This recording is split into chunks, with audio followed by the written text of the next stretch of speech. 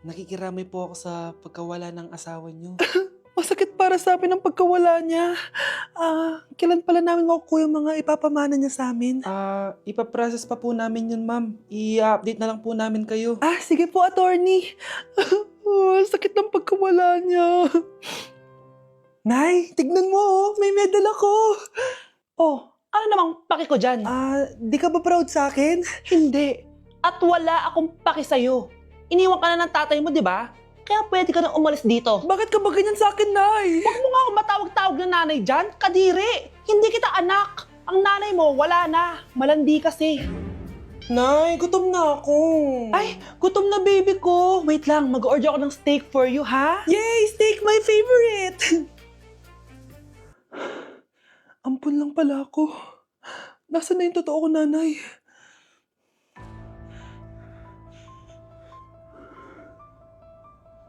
Tulog sila.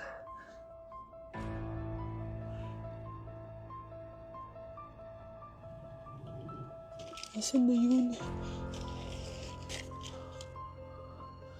Ito ba si nanay? Sino ba ito tumatawag na to? Muntik na yun. Attorney? Hello, ma'am. May update na po sa ipapamana ng namatay niyo pong asawa. Sige. Punta ka dito sa bahay. Sa wakas, ito na yung araw na pinakahihintay ko. Hoy, ikaw! Pag dumating dito si attorney, magtago ka. Hindi niya pwede malaman na may isa pang anak ang asawa ko. Sige po. Ma'am, nakuha na po namin yung last will and testament ng asawa niyo. Ang nakasulat po dito ay, ang 50% ng kayamanan niya ay mapupunta po sa inyo. Mali ata yan, attorney. Dapat 100% ang mapupuntang kayamanan niya sa amin. Kami lang ang pamilya niya eh. Bali ma'am, ang nakasulat po kasi dito ay ang isang 50% po ay mapupunta sa isa niyang anak. Ano? Baka yan yung isa naming anak na nawala. Oo, sa amin na lang yan. Ako! Ako ang isa pang anak ni Ramon.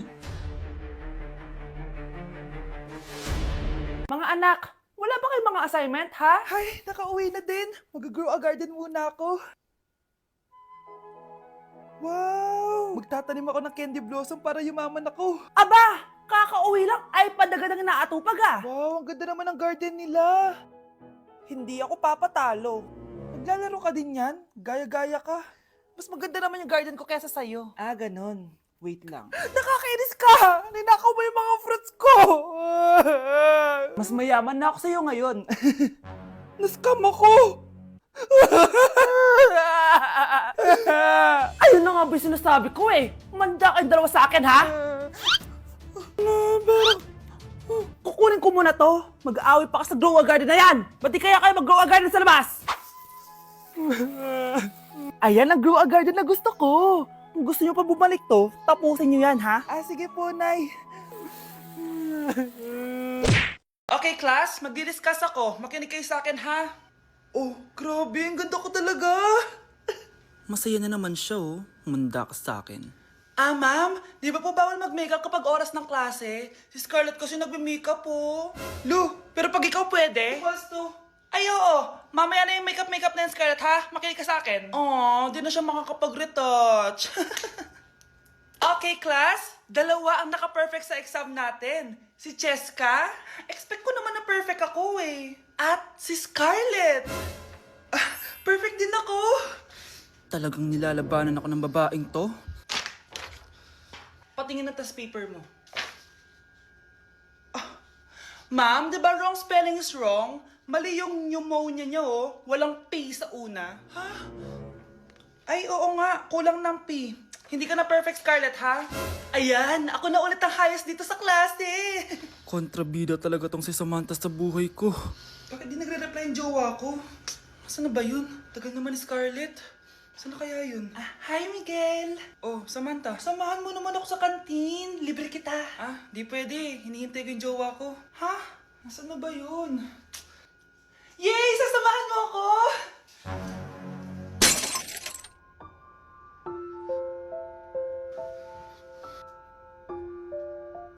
Wala naman ako sinabi! Scarlett? Mainis ka lang. Dapat lang sa'yo. Lahat na lang kinukuha sa akin ni Samantha. Ibubunyag ko na yung sikreto ng pamilya niyo. Anak, nakita mo ba yung cellphone ng tatay mo? Nilagay ko dun sa loob ng kabaong niya bago siya ilibing. Ba't mo naman ginawa yun, anak? May mga importante laman doon. Baka sakaling buhay pa siya para matawagan niya ako. Ay, Diyos ko talaga tong batang to.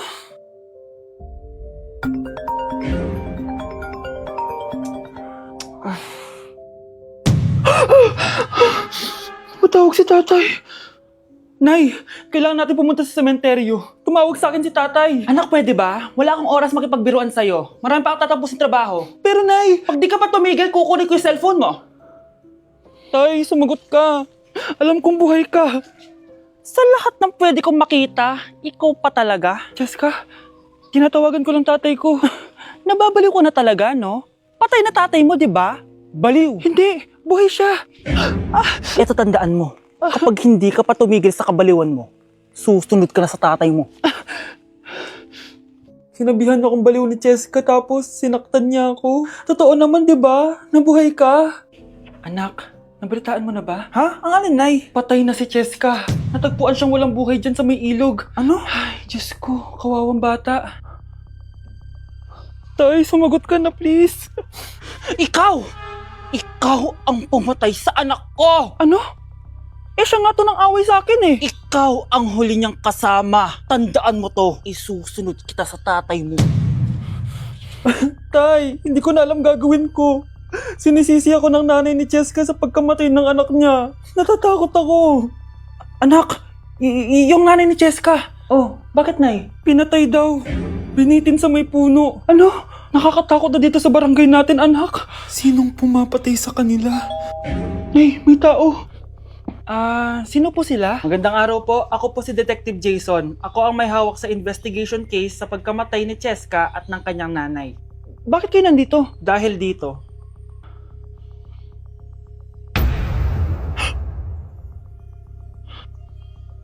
Nay, ikaw pumatay sa kanila? Oo, anak. Narinig ko lahat ng mga sumbong mo sa tatay mo. Cellphone ni tatay. Pinangako ko sa tatay mo bago siya mamatay na poprotektahan kita kahit makapatay man ako ng tao. Sumama ka sa akin, ma'am, para may interview ka namin. Tandaan mo to, anak. Kahit nasa kulungan ako, poprotektahan kita. Tumawag ka lang. Okay, class! Namiss nyo ba ako? Bumalik na si ma'am! At dahil first meeting natin, hindi muna ako magli-lesson. Gusto nyo ba yon? Ma'am, pwede po kami kumain sa kantin? Sure! Oh, yung mga gustong kumain, kumain na. Gawin nyo na lahat ng gusto nyo gawin. Basta, today lang yan ha. Next week, magli-lesson na tayo. Grabe, ang bait talaga ni ma'am, no? True, be. Kaya favorite ko yan si ma'am eh. Tara na, kain na tayo. Okay, class. What is the powerhouse of the cell? Scarlett? Ano ba yun? Starts with letter M.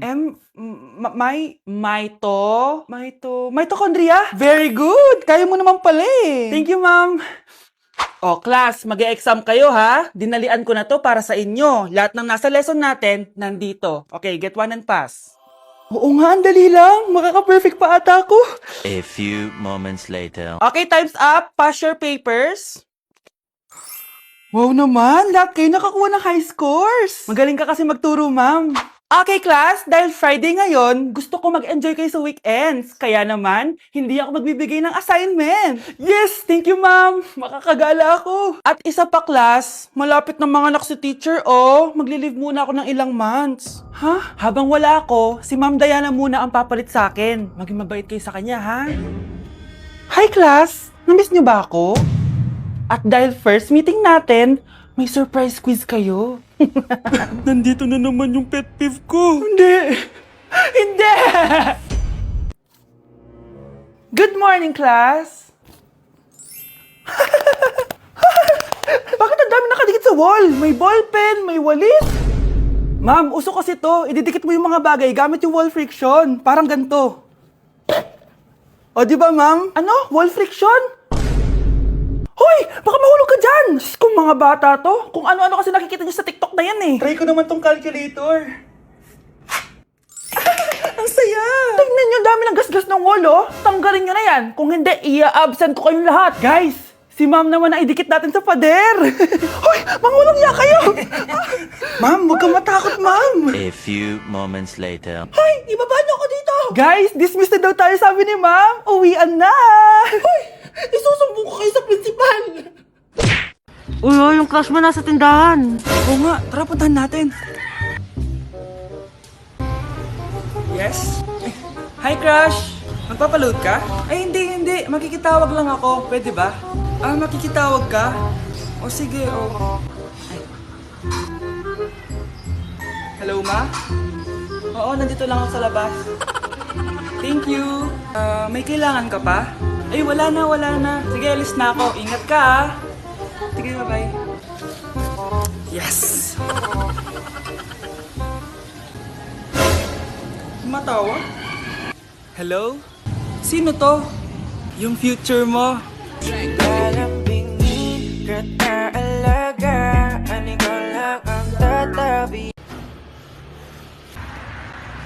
Crush! Pre, yung crush ko na yung matay! Crush! Tsak mo nga kung humihinga. Hindi eh! Tsak mo yung puso niya. Hindi tumitibok. Patibukin mo. Ha? Paano? Sabihin mo yung pangalan ng crush niya. Sino? Dominic. Dominic.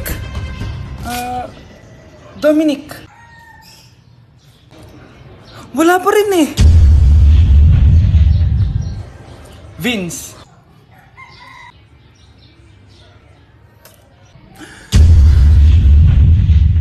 Kinikilig ako kapag ika'y nakita. Naalala ko ang iyong Anak! Yes, Nay? Nasaan yung kuya mo? Nagbabasketball po. Sige. Meron pala akong biniling alcohol. Mag-disinfect ka, okay po, Nay. 1 hour later. Kapagod naman mag-basketball. Inom muna ako. Ayun! Uy, tubig ba to? Oo, kuya. Buti na lang may tubig dito. Kapagod. Meron pala akong biniling alcohol. Mag-disinfect ka, Kuya Juan!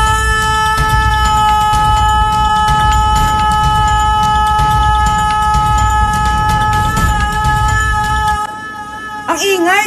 Humanda kayo sa akin. Bakit ba ang ingay-ingay nyo? Anak! Ano nangyayari sa'yo?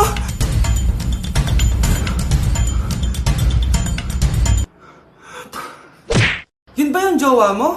Opo, Nay. Buntis ba yun? Lo, hindi po, Nay. Taba lang yun. Ayoko pang magkapo. Magkakapo na tayo! Hi, mahal. Hi, anak. Papa! Anak, akyat ka muna. May pag-uusapan lang kami ng tatay mo. Sige po, Nay. Mahal, akala ko bang ampun lang siya? Oo, ampun lang siya. Bakit siya nangisay? Di ba sa lahi lang namin yon? Paano ba to? Mahal, may kailangan kang malaman. Mahal, kalahi mo talaga siya. Ha? Paano? Ano? Ba't di ka makasagot? Anak namin siya ng kapatid mo.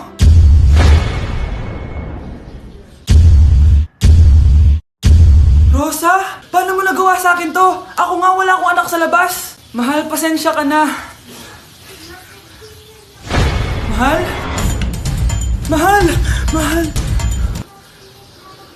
Ako, kapag may utang kay mama. Anak, yung utang mo kukunin ko na.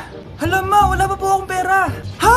Diyos kong bata, kasama na naman dinala yung mga pera mo? Anong kala mo sa akin? Nagtatain ng pera? Ay, di bale anak, ibabawas ko na lang yung sa baon mo next week. Si mama, kapag may utang sa akin, Nay, kukunin ko na po yung inutang niyo sa akin. Ha? Ano yun, anak? Yung utang po, Nay. Ano yun? Hindi kita marinig eh. Yung utang niyo po, Nay. Yung utang. Lakas ng loob mo maningil sa akin, ha? Sige, bayaran mo muna yung mga kinakain mo dito sa bahay. Pati yung mga damit mo at saka yung cellphone mo yan. Sige, bayaran mo muna sa akin. Kapag nabayad mo yan, sige, babayaran ko na sa yung utang mo. Sabi ko nga, ma, di ko na po kukunin.